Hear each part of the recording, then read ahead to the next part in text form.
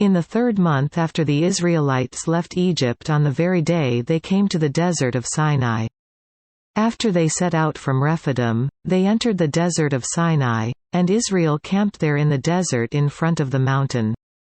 Then Moses went up to God, and the Lord called to him from the mountain and said, "This is what you are to say to the house of Jacob, and what you are to tell the people of Israel. You yourselves have seen what I did to Egypt, and how I carried you on eagle's wings and brought you to myself. Now if you obey me fully and keep my covenant, then out of all nations you will be my treasured possession. Although the whole earth is mine, you will be for me a kingdom of priests and a holy nation. These are the words you are to speak to the Israelites." So Moses went back and summoned the elders of the people and set before them all the words the Lord had commanded him to speak. The people all responded together, "We will do everything the Lord has said." So Moses brought their answer back to the Lord. The Lord said to Moses, "I am going to come to you in a dense cloud, so that the people will hear me speaking with you and will always put their trust in you." Then Moses told the Lord what the people had said. And the Lord said to Moses, "Go to the people and consecrate them today and tomorrow. Have them wash their clothes.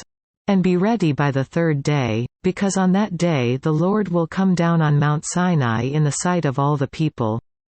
Put limits for the people around the mountain and tell them, 'Be careful that you do not go up the mountain or touch the foot of it. Whoever touches the mountain shall surely be put to death. He shall surely be stoned or shot with arrows, not a hand is to be laid on him. Whether man or animal, he shall not be permitted to live. Only when the ram's horn sounds a long blast may they go up to the mountain.'" After Moses had gone down the mountain to the people, he consecrated them, and they washed their clothes. Then he said to the people, "Prepare yourselves for the 3rd day. Abstain from sexual relations." On the morning of the 3rd day there was thunder and lightning, with a thick cloud over the mountain, and a very loud trumpet blast. Everyone in the camp trembled. Then Moses led the people out of the camp to meet with God, and they stood at the foot of the mountain. Mount Sinai was covered with smoke, because the Lord descended on it in fire. The smoke billowed up from it like smoke from a furnace, the whole mountain trembled violently. And the sound of the trumpet grew louder and louder. Then Moses spoke and the voice of God answered him. The Lord descended to the top of Mount Sinai and called Moses to the top of the mountain. So Moses went up. And the Lord said to him, "Go down and warn the people so they do not force their way through to see the Lord and many of them perish.